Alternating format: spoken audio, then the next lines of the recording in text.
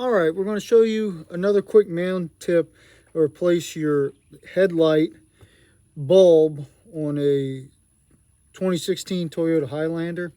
Here's the bulb that's out. It's right here. There's a pin you push down, you wiggle the connection off. Just like that.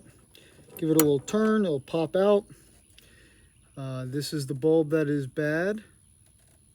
Interesting. I can't really see why it's bad. Normally it's disconnected in there for whatever reason. This one was not working.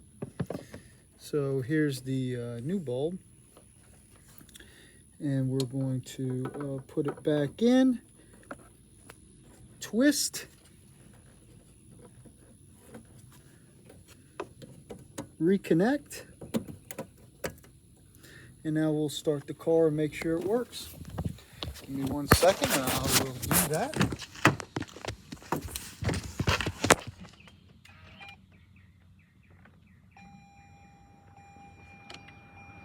All right, headlights are on. Let's see if it works. And it's now on. Thank you for joining me in another episode of Man Tips.